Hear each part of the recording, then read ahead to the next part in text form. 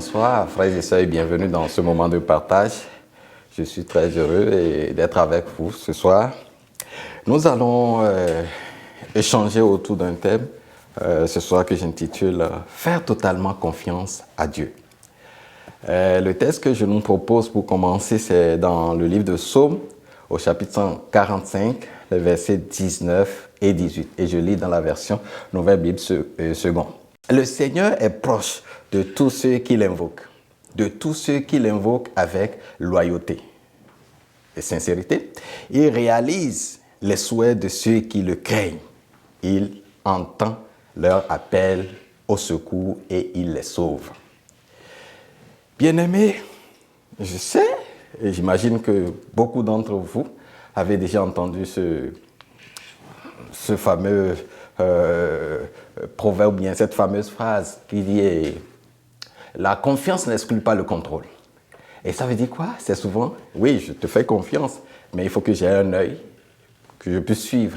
Ça veut dire que c'est une confiance en partie. La confiance, ce genre de confiance n'est pas totale. Ce genre de confiance est parcellaire. Donc on détient toujours le contrôle. On veut savoir est-ce que vraiment ce qui on s'est dit, ça se passe comme ça. Mais nous sommes avec le Dieu vivant, le Dieu grand, le Dieu puissant, qui nous a démontré son amour en premier, en donnant son Fils Jésus-Christ librement, pour qu'il aille souffrir à la croix pour nous. Et la mort que Christ a, et dont Christ est mort, c'est pour toi et moi. C'est nous qui devons être à cette place. Mais il l'a fait sans nous consulter. Quel grand amour. Alors je peux vous affirmer que ce Dieu est vraiment digne de notre confiance. Il est digne totalement de notre confiance. Donc c'est pourquoi, ce matin dit, en nous donnant Christ, il fait de nous ses enfants. C'est déjà le premier bénéfice que nous obtenons gratuitement de Dieu. Pourquoi ne pas faire confiance à celui-là? Vous allez me dire, mais je le fais confiance, et moi aussi je fais confiance à Dieu. Mais rassurons-nous, sinon avouons-le, il arrive des moments où, même si nous disons que nous faisons confiance à Dieu, nous gardons quand même le bout de la ficelle. Nous tenons encore par devers nous le bout de la corde et on veut contrôler. On veut toujours contrôler. Oui, Dieu, je te fais confiance, mais laisse-moi agir, t'aider avec mon intelligence. Laisse-moi aussi essayer ma sagesse. Et on est là à discuter avec Dieu. Mais bien aimé, Dieu, il est notre Père, nous donnant la grâce de devenir ses enfants. Je l'ai dit tantôt. Et cette grâce est tellement immense et insoupçonnable. Car Christ, il dit, je vais faire le Père, votre Père. Et Christ a appelé le Père, Abba Père, quand il était à la croix et qu'il était en train de réaliser l'œuvre de la rédemption pour toi et moi. Et il nous donne également l'occasion d'entrer dans cette relation avec le Père. Nous pouvons également crier Abba Père dans n'importe quelle situation dans laquelle on se trouve. Et c'est pourquoi ce soir, je voudrais te demander, qu'est-ce qui est ton problème? Qu'est-ce qui est ton fardeau? Qu'est-ce qui constitue le diagnostic qui te perturbe? Tu l'as reçu, on te dit, ben c'est fini. Et ça a commencé par susciter en toi des pensées négatives, des pensées qui t'amènent à perdre. Tu as perdu ta joie, tu as perdu ta paix. Quel est ce conflit dans lequel tu t'es retrouvé sans le vouloir et qui te déstabilise? Quel est ce problème? Quel est son nom? Je veux te dire simplement que ce Père, ton Père, si tu as déjà fait la paix avec lui à travers l'alliance par Jésus-Christ, c'est qu'il est disposé à t'écouter. Il est disposé à t'écouter. Et c'est lui qui a la réponse au problème que tu es en train de vivre. Je peux te le rassurer. Jésus est la solution à ton problème. Il est peut-être... tu peux te dire, mais je lui ai fait confiance, j'ai essayé des choses, mais ça n'a pas marché. Là, je suis à bout, je ne trouve plus de solution, je ne trouve plus d'issue. Non, je peux te rassurer encore une fois, mon frère, ma soeur, que Dieu est là. Il a la solution à ton problème. Et nous pouvons le lire dans la parole, dans Romains chapitre 10, verset 11. Et dit, quiconque croit en lui ne sera pas pris de honte. Donc, pour autant que tu fais confiance à ton Dieu, à ton Père, et que tu le pries de façon sincère, sans doute, sans le moindre doute, il dit qu'il répond.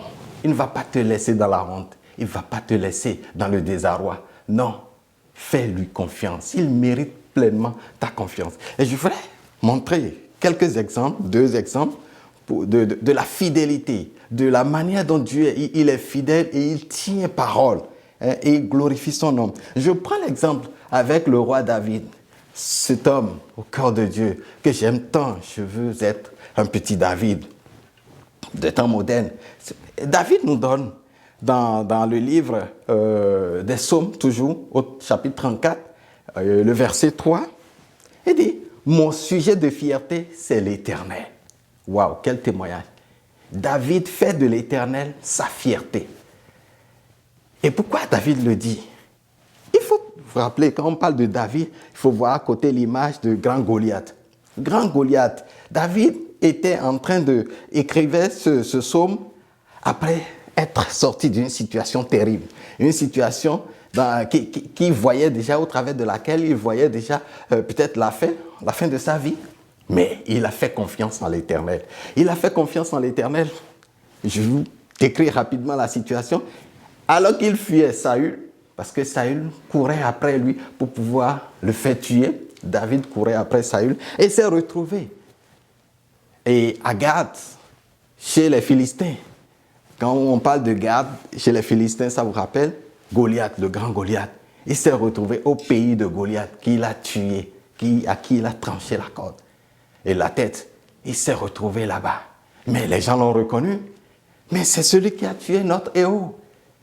David se disait, à travers les paroles, les gens disaient, hey, chantait, c'est celui pour qui les gens ont chanté, les femmes ont chanté. Il a tué les 1000, et Saül a tué les 1000, et David les 10 000. Et la parole nous dit que David prenait au sérieux toutes ces paroles.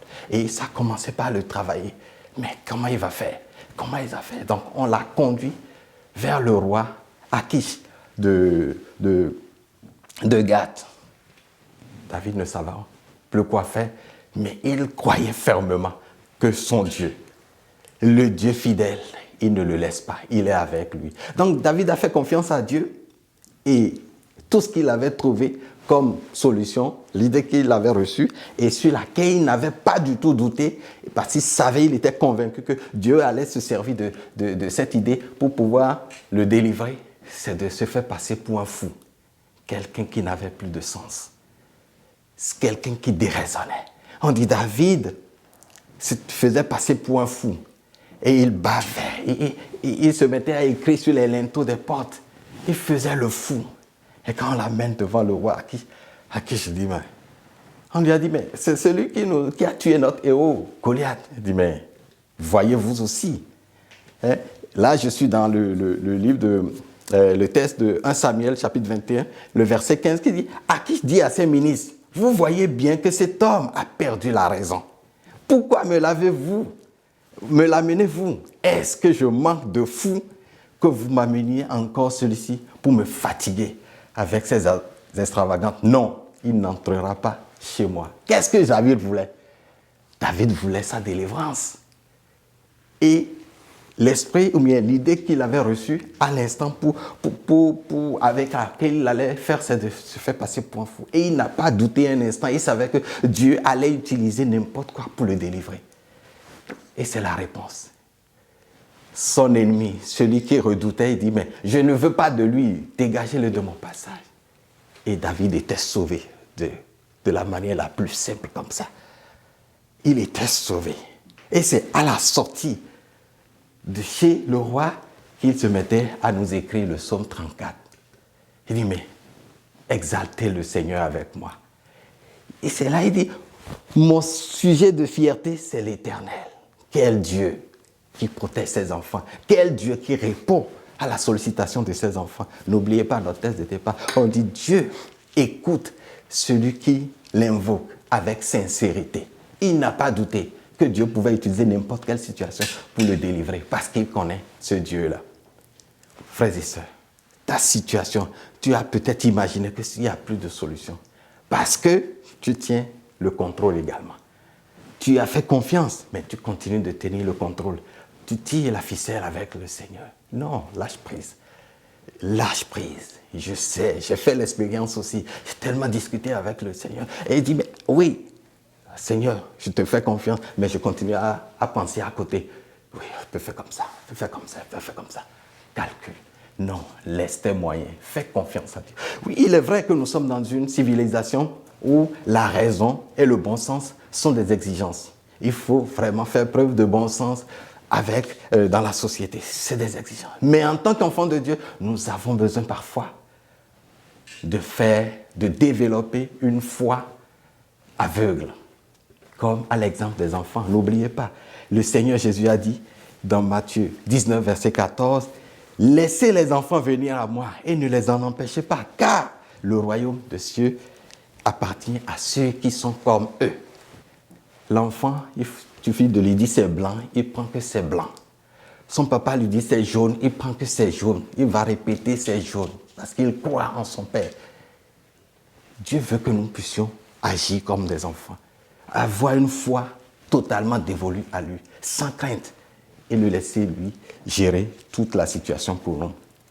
Bien-aimés, je réaffirme que notre Dieu est digne de confiance. Nous pouvons le faire, nous devons lui faire confiance entièrement dans tout ce que nous vivons. Mais lorsque nous continuons à tirer sur la ficelle, je l'ai dit tantôt, nous ne laissons pas le choix à Dieu d'accomplir pleinement sa volonté. Même si nous crions, Seigneur, que ta volonté soit faite, d'ayez accompli ta volonté. Mais Dieu est en train de nous montrer sa volonté. Mais nous ne sommes plus à l'écoute. Nous ne sommes plus sensibles à sa voix. Même si le Saint-Esprit te dit, mais fais comme ça. Bien souvent, le Saint-Esprit nous parle. Et je l'ai expérimenté aussi. Et quand l'Esprit te dit, dans une situation, tu finis de prier, hey, Seigneur, que ta volonté soit faite. Et peut-être l'Esprit, la voix te dit, ok, fais comme ça.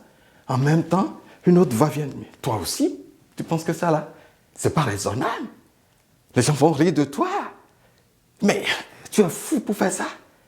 Alors que le Seigneur voulait utiliser quelque chose peut-être qui est dingue aux yeux des hommes, dans l'entendement des hommes, pour opérer le miracle. Regardez, au cas de David, c'était dingue. Tout le monde disait, mais c'est bizarre, c'est fou. Et le roi dit, c'est fou. Je n'en ai pas besoin. J'en ai déjà trop. Dégagez-le. Et c'était là sa délivrance. Il se serait mis à réfléchir, à cogiter. Non, mais ce n'est pas possible, à vouloir intégrer ses propres ingrédients. Et ça n'allait pas marcher. Frères et sœurs, nous avons besoin de faire totalement confiance à Dieu. Et je lis dans Luc, chapitre 5, versets 12 et 13, il dit, « Il était dans une des villes quand un homme couvert de lèpre survint. » On parle de Jésus. « Voyant Jésus, il tomba face contre terre et lui adressa cette parole. « Seigneur, si tu le veux, tu peux me rendre pur. » Il étendit la main, le toucha et dit, « Je le veux, sois pur. » La parole déclare, aussitôt, la lèpre le quitta. Ça veut dire quoi? Ce lépreux a compris. Il avait cette conviction que s'il pouvait voir ce Jésus dont on parle, ce qui est son poids, son fardeau depuis des années sera déchargé. Et c'est pourquoi quand il a eu l'occasion d'apprendre que Jésus était dans sa ville, il a accouru. J'imagine la scène, certainement, il doit avoir eu des obstacles pour dire, mais toi, tu n'es pas censé être au milieu des gens comme nous, tu vas nous contaminer des histoires. Mais il s'est frayé le chemin. Toutes sortes d'oppositions, il les a affrontées jusqu'à avoir accès à Christ. Et quand il est arrivé à Christ, il n'est pas resté debout parce qu'il portait un fardeau, le fardeau de la lèpre. La Bible dit quoi? Il s'est agenouillé face contre terre pour dire, Seigneur Jésus, je reconnais ton autorité. Je reconnais ton autorité. Tout ce qui a été, tout ce à quoi j'ai pensé, mes pensées intérieures, mes sentiments qui me retiennent, qui ne voulaient pas que je puisse te voir. Non, qui ne veut pas que j'admette que tu es le Seigneur capable de me sauver. Non, je les rejette. Je les dépose à tes pieds. Et je confesse que tu es le Seigneur tout-puissant qui a autorité sur ce qui constitue mon fardeau. Je le dépose. Si tu le veux, tu peux me guérir. Et Jésus dit, je le veux. Quand Jésus dit, je le veux, avant même qu'il ne dise, je le veux, la Bible dit qu'il a déjà étendu sa main. Et il a posé sa main sur lui avant d'accompagner avec la déclaration « Je le veux ». Alléluia. C'est pour te dire, frère, ma soeur, Dieu est disponible.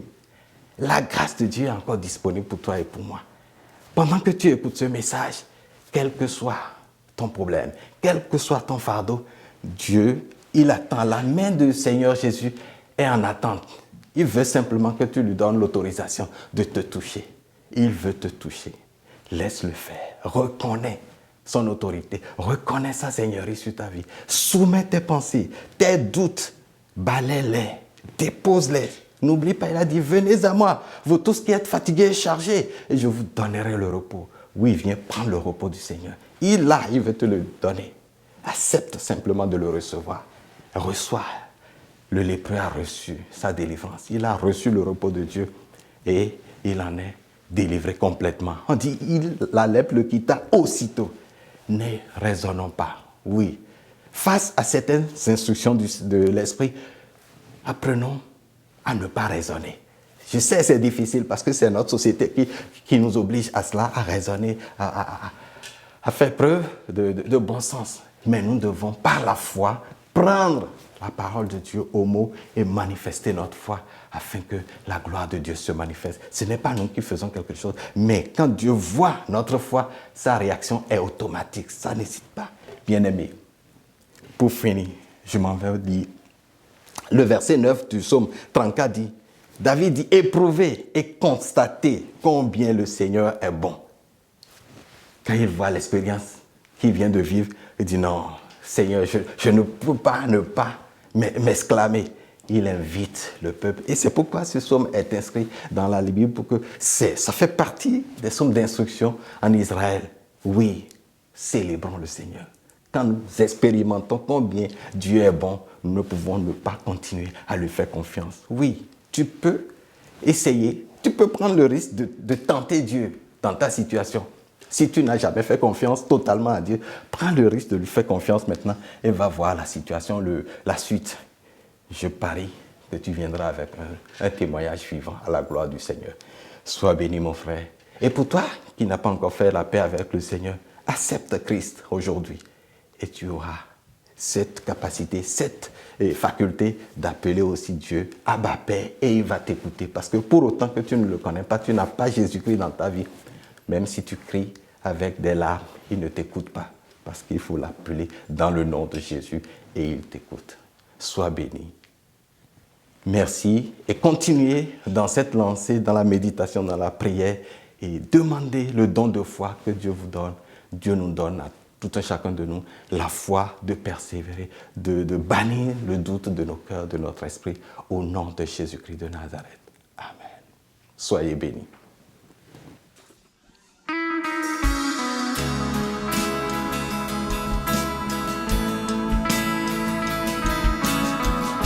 Oh, Christ seul me suffit. Amen.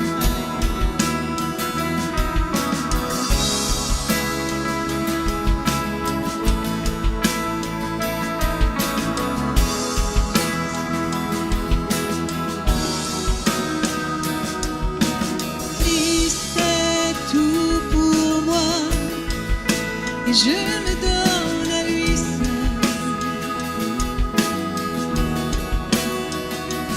Il n'y a rien dans ce monde qui pourrait me combler. Dans les étoiles, mon âme chantera, je le suivrai. Il m'a sauvé.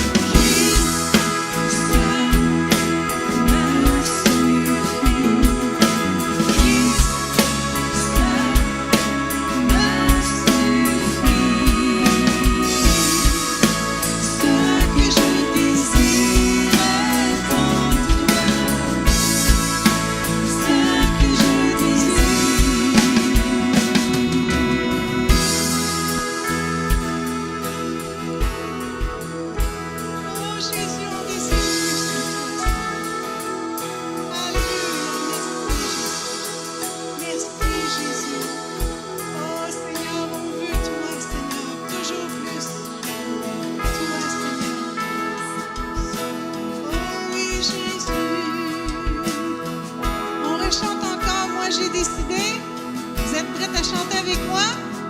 Vous êtes décidés? Amen. Moi, j'ai décidé de suivre Jésus, oui, pour toujours. Je le suivrai.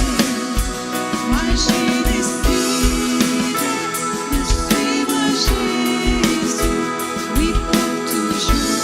Je le suivrai. La croix devant moi, le monde derrière moi, oui, pour toujours. Je le suivrai. La croix devant moi, le monde derrière moi, oui, pour toujours. Je le Seigneur, on veut te suivre ce matin. Alléluia. Christ Seul me suffit. Christ seul me suffit.